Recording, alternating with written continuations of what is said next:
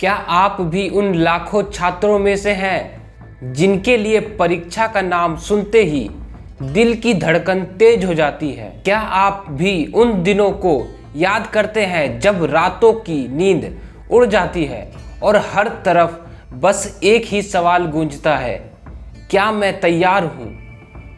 आज की वीडियो उन सभी के लिए है जो परीक्षा को केवल एक मुश्किल या दबाव की चीज़ समझते हैं। लेकिन क्या होगा अगर मैं आपसे कहूं कि परीक्षा केवल अंकों का खेल नहीं है, बल्कि यह एक ऐसा जरिया है जिससे आप खुद को पहचान सकते हैं। आज हम बात करेंगे परीक्षा के पीछे छिपे हुए गहरे अर्थ की, ऐसा नज़रिया जो आपकी सोच को बदल सकता है। सबसे पहले हमें यह समझने की ज़रूरत है कि परीक्षा क्या है।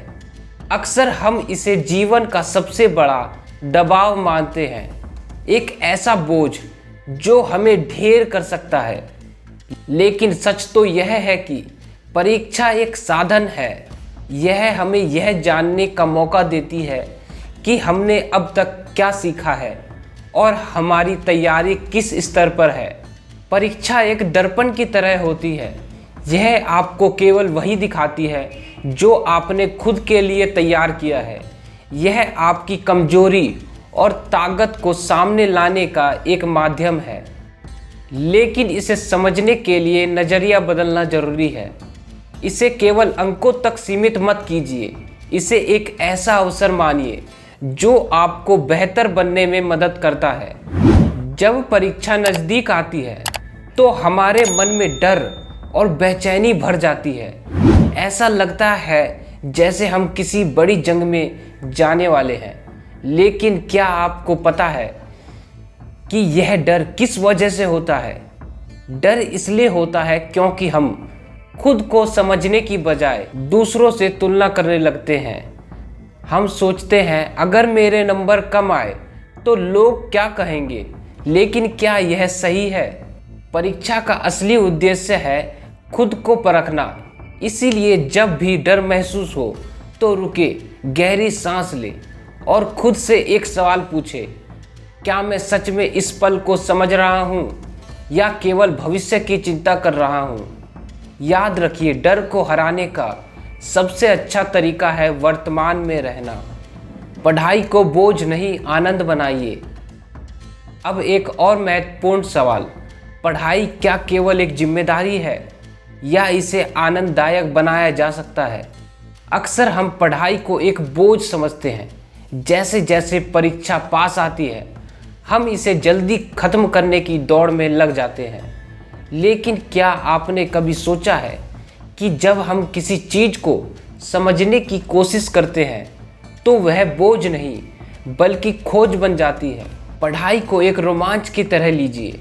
जैसे जैसे आप नई चीज़ें सीखते हैं यह आपके दिमाग को विस्तार देती हैं, और जब आप इसे खुशी के साथ करते हैं तो परीक्षा की तैयारी भी एक खूबसूरत अनुभव बन जाती है। परीक्षा का दिन, यह दिन खास होता है।